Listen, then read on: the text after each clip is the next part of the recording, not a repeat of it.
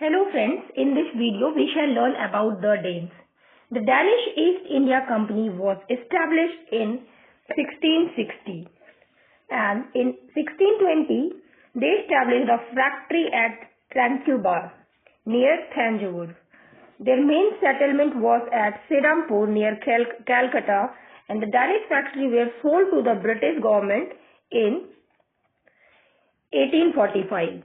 The Danish people are known more for their missionary activity than for the commerce. That means the Danes means the people of Denmark, and they entered in India and established their company in 1616, and in 1620 they had established their factory at Tranquebar, which is a place near Thanjavur. But their main settlement was at Serampore, which is near Calcutta. But they were more focused in the expansion of missionary activity than to expand their trading system. This was the thing. And in the 1845, they sold all their factories to the British themselves and left India. So this is a small story about the Danes. Now next topic. Why the English succeeded against the other big European countries? Okay. The major factor that can be attributed to the success of the English against the other European power like Portuguese, the Netherlands, okay, that is Dutch, the France, Denmark, are as follows. The structure and the nature of the trading companies. So this is also one of the very important things, how the structure of the company was for them. The English East India Company was controlled by the board of directors whose members were elected annually, whereas the trading companies of the France and Portugal were largely state-owned, means government-based, and in many ways feudal in nature. Okay, so this was the thing, this was the difference. The king's share in the French company was more than 60%, and its directors were nominated by the king, who had to carry out government decisions. Shareholders took little interest in promoting company's prosperity, as the state guaranteed dividends to the state shareholders. So this means the king's share of France was more than 60%. Okay, more than 60% means they will only control the company. Also, they have guaranteed to their shareholders a fixed dividend as salary. So the employees are getting a fixed dividend. Okay, so in that case they took very little interest for the progress of the company. On the other hand, the East India Company was controlled by board of directors, and their members were elected annually. So they had all their interest focused in the trading and expansion of their commercial power, and later on political power as well. Thus, English East India Company act as an autonomous organization. So it helped them to expand. Next is the naval superiority. Britain's Royal Navy was not only the largest, it was most advanced of its time. So Britain has learned that the navy system has to be very advanced, and they have got this inspiration from the Portuguese only. The British learned the importance of an efficient navy from the Portuguese and improved their fleet technologically. The British were successful in defeating the Portuguese and French due to the strong and fast speed of naval ships. Due to their strong naval ship, Britishers' strong naval ship, they were able to defeat the Portuguese and the French. This was the thing. Okay. Now the third point is Industrial Revolution. So, the Industrial Revolution began in England in the early 18th century with the invention of spinning jenny, steam engine, power loom and many other new machines. These machines greatly improved production in the field of textile, metallurgy, steam power and agriculture. The Industrial Revolution reached other European countries late and held England in maintaining its hegemony. So with the invention of advanced machines like spinning jenny, steam engine and power loom, Industrial Revolution began in England. Okay. So these machines held in the improved production in the field of textile, metallurgy, steam power, and thus a revolution began. Okay. This Industrial Revolution reached other European countries lately, which held the England to maintain its supremacy. Next is military skill and discipline. Okay.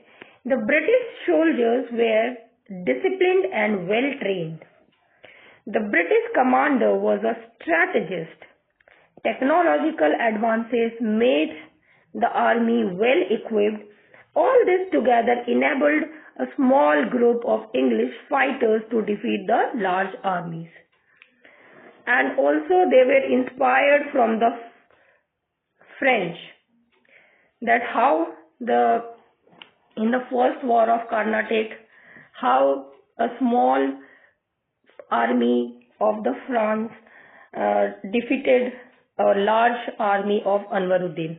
This has also motivated British that they could defeat large army of Indians with their small number of soldiers only, due to technologically advanced arms and weapons.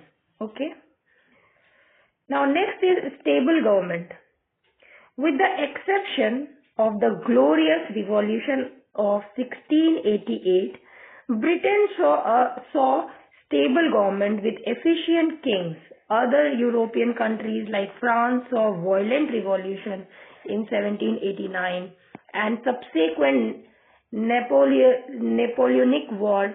Napoleon's defeat in 1815 significantly weakened France's position, and since then he was forced to support Britain. So this means British had a very stable government and very able governor also during those times, like Robert Clive, Ayrcourt. On the other hand, French government was unstable, and with the defeat of the Napoleon, France's position has weakened, and thus French was forced to leave India or limited themselves to just trading in their area like Pondicherry, Mahe, Diu, all those places. And on the other hand side, Britain continued to trade and rule and strengthen its position with the passage of time. The next is the Dutch and the Spain were also involved in 80 years war in the 17th century. So their involvement Dutch and Spain's involvement in a long-term war had weakened Portuguese imperialism. Bankruptcy in 1800 had affected by the revolution of 1830 forced the Dutch East India Company to cede its possessions to Britain. So this was the thing. How the stable government of Britain held it to sustain in India and strengthen its political and power as well as commercial power. Okay. Next is lesser zeal of religion. This is also very important because the English were more on expansion of their political and commercial power than in spreading their religion. Okay. So lesser zeal for religion. Britain was less enthusiastic about religion and less interested in spreading Christianity than Spain, Portugal, or the Dutch. Thus, its rule was much more acceptable to the subject than the other colonial powers. So Britain has understood the fact that not to incline towards religion expansion and more focus in ruling and trading. Okay, so this was acceptable for Indians and other eastern countries, especially India, and so it was easy for them to continue to trade or rule. Next is use of debt market. This is also very important. Between the mid-18th century and the mid-19th century, European nations except Britain collapsed because it used debt market to finance its war. Thus, Britain was able to spend more on its military than its rivals. Britain's rival, France, could not match the expenditure of the British. So this was the time between the mid-18th century and the mid-19th century, where European nations except Britain collapsed because it used debt market to finance its war. Debt market were used to finance its war. Thus, Britain was able to spend far more on military than its rival. So, Britain government also held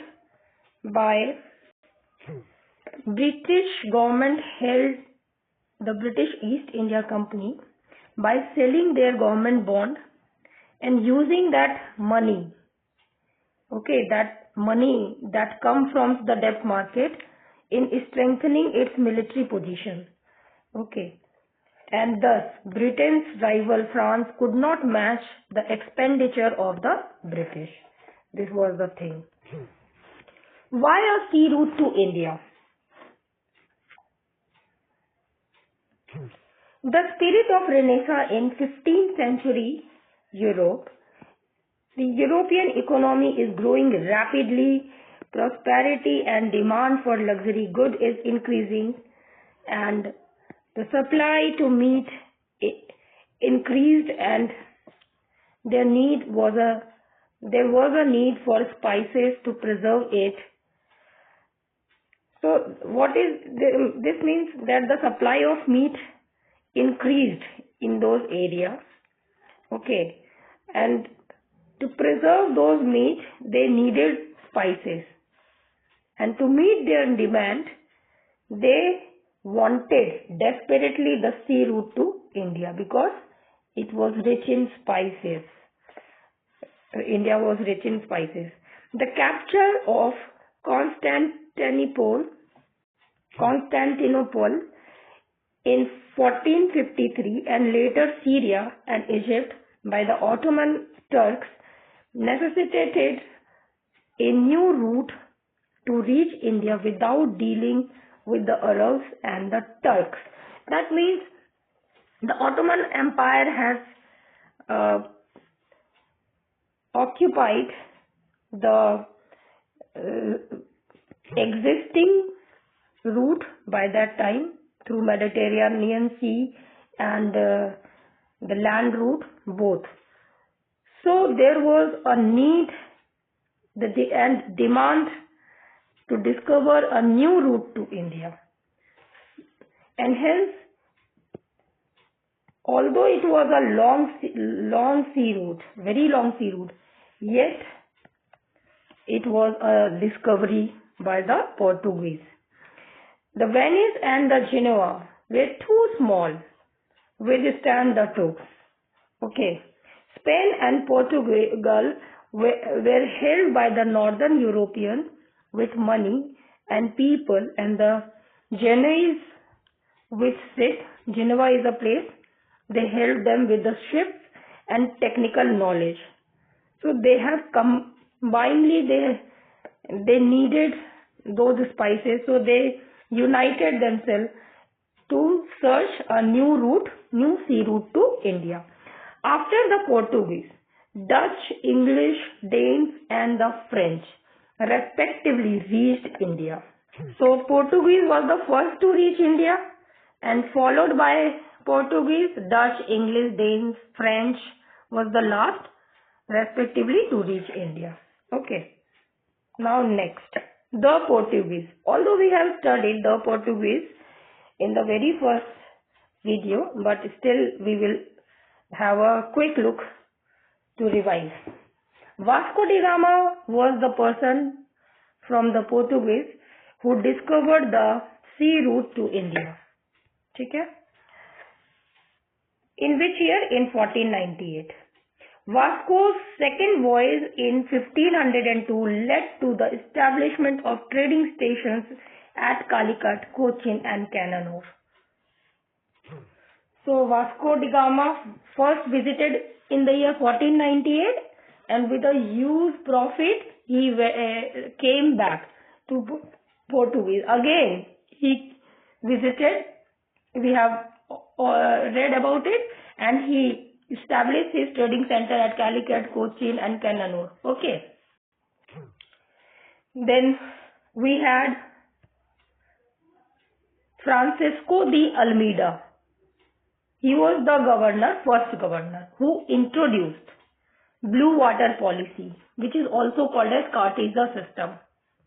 After this, Alfonso de Albuquerque came,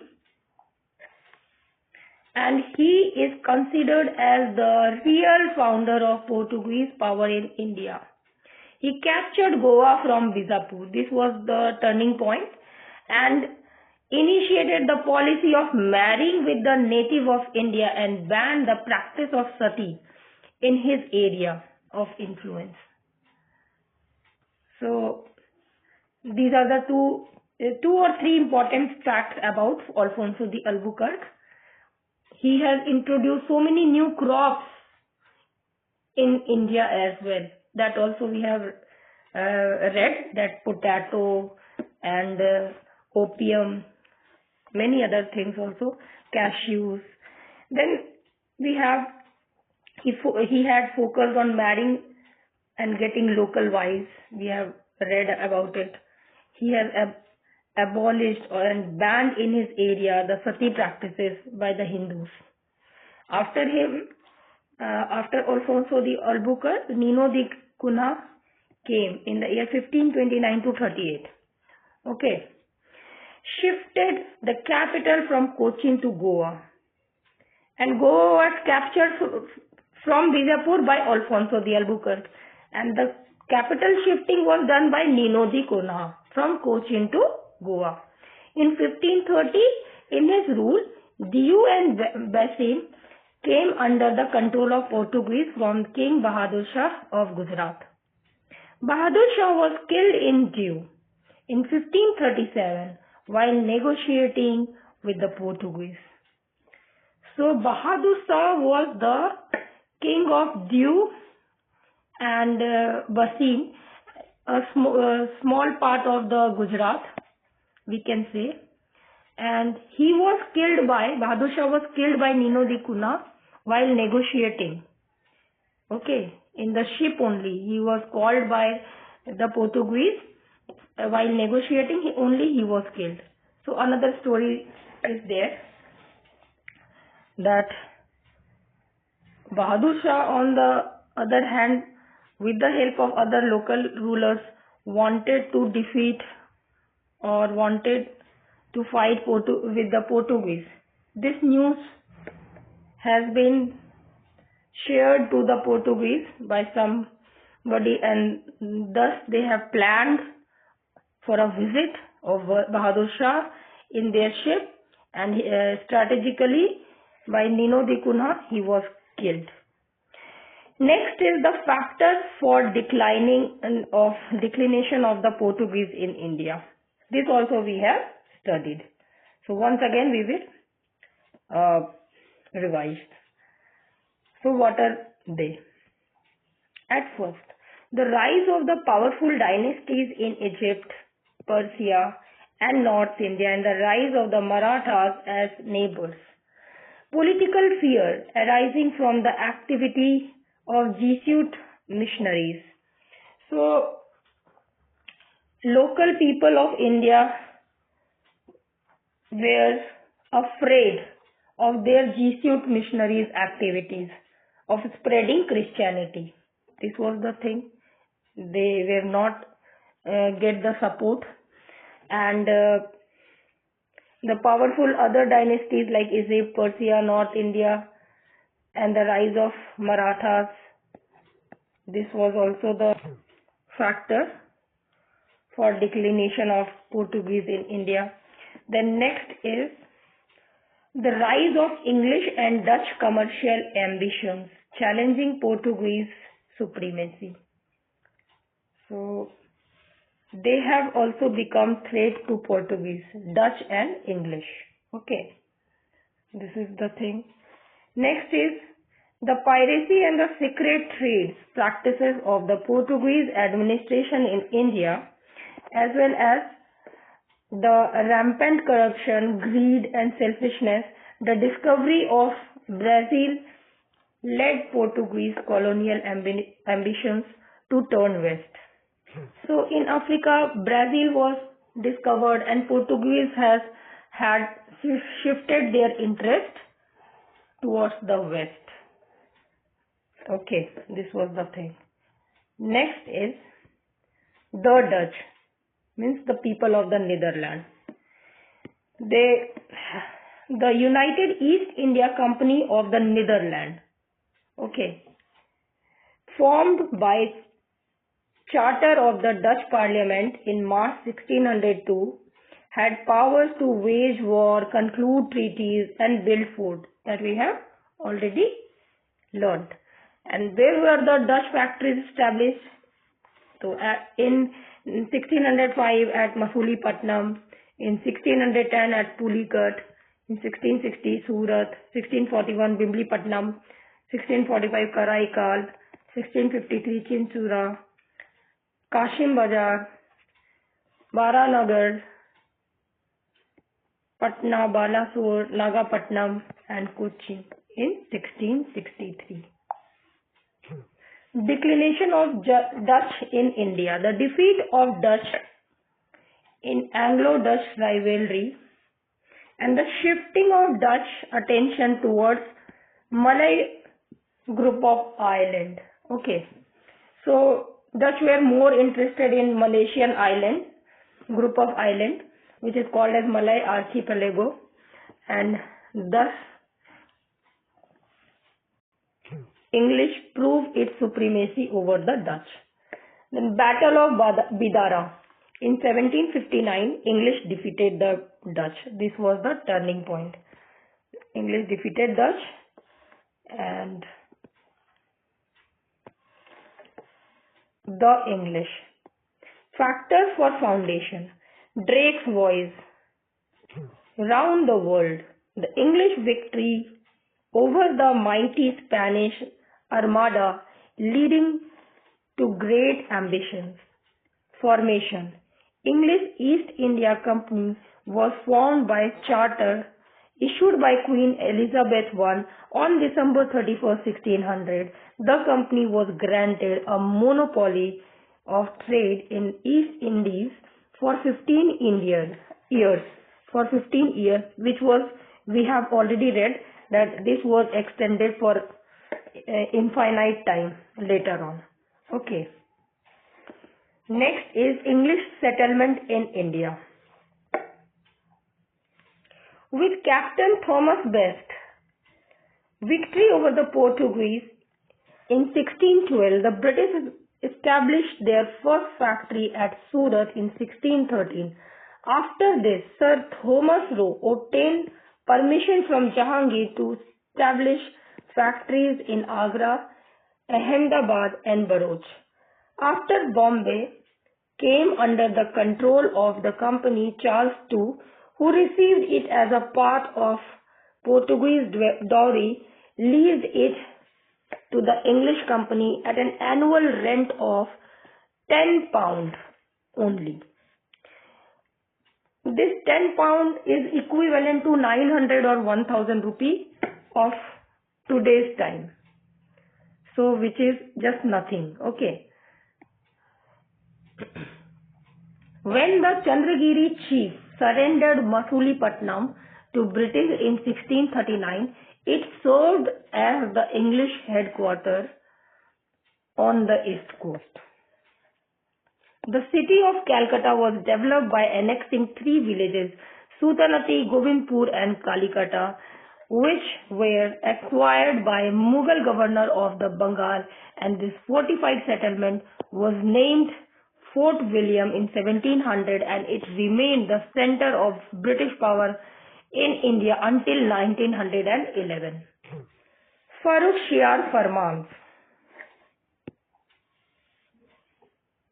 So, Farrukhsiyar Farman, we have already studied that in 1717, the Mughal Emperor Farrukhsiyar Farman, called as Magna Carta of the East India Company, and gave a significant privilege to the company in Bengal, Gujarat and Hyderabad. Then merger of the companies. When the company was making lot of profit, other company also had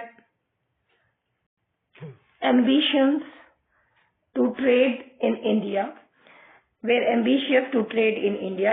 So in 1635, a rival company, the Courtine Association, so this was the name of the company, was granted a license to trade by Charles I in 1657, leading to the merger of the two companies, and in 1698, another rival company emerged, and in 1708, they merged to form the United Company of Merchants of England Trading to the East Indies, which ruled India until 1858. So it is very simple to understand. Next is the French. Foundation. In 1664, Colbert, who was the minister of Louis XIV, founded the Compagnie des Indes Orientales, that is the France East India Company. Settlement in India. Pondicherry, developed as a headquarters, was given to Francois Martin by Sher Khan Lodi, who was the governor of Valikondapuram in 1673. Ultimately, it was incorporated into the Indian Union in 1954. So we have seen how Colbert has founded the French East India Company, and Pondicherry was developed as the headquarters by the France. Pondicherry was given to France by Sher Khan Lodi, who was the governor of Valikondapuram when in 1673. Ultimately, it was given back to India in the year 1954, that is post-independence. Okay. Anglo-French rivalry in India. Anglo-French rivalry in India coincided with the war between the British and the French in Europe. That means Anglo-French rivalry began from the war of accession of Austria, Spain in the Europe, which was going in the Europe, and its impact was seen in India through Carnatic War I, First Carnatic War, Second Carnatic War, and Third Carnatic War. Okay. Now the next is reason for the protection and expansion of business interests. This was the first reason. Political development in South India and Europe provided the pretext to oppose their claims, culminating in the three Carnatic Wars. So Anglo-French rivalry resulted in three Carnatic Wars in India. Let's have a quick look on these wars. First Carnatic War, 1740-48. This war was an extension of Anglo-French rivalry in Europe and ended with the Treaty of Aix-la-Chapelle in 1748. The Second Carnatic War from 1749 to 54, and although it was inconclusive, it weakened French power in South India vis-a-vis the British. Okay, so this was the time when during the Second Carnatic War, when French took a very wrong step and called Duplessis back to France, and this is how it was an inconclusive war wherein neither the British nor the France was declared as the complete winner. The Third Carnatic War was from 1758 to 63. A decisive battle which was known as the Battle of Vendy Wash in 1760 to 61, echoes of the Anglo-French conflict in Europe. By the Treaty of Paris in 1763, the French allowed to use Indian settlements only for commercial purposes, and the fortification of the settlement was banned. So this is how France was completely moved out from India regarding fortification or political expansion or interference, and thus British proved itself as supreme European country and succeeded over other European countries. The reason of France's failure was the inadequate military and financial support. So Britain military force were more disciplined compared to France, and they were getting more financial support. Okay, like we have seen how they have used the debt market to support the military power of British by the Britishers. Okay. Then the second is France involvement in Europe. So France was continuously involved in war and were not in a strong position. Mismanaged policy of Imperial France. So every time the king is interfering in French East India Company and managing not properly.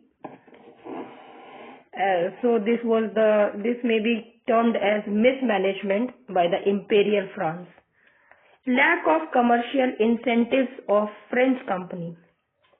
Okay, we have discussed already that 60% or more than 60% of the profit was or input was owned by the King of France, and thus their employees and the shareholder lacked commercial incentives. So lack of interest would come automatically. And the last is strong commercial base of English company. Commercial base was very, very strong. Okay, of the English. So this means the English were strategically very strong in comparison with the others, and they had well established and extensive trade network, financial resources, and administrative infrastructures that allowed it to dominate in the dominate globally in the trade during the 17th and 18th century.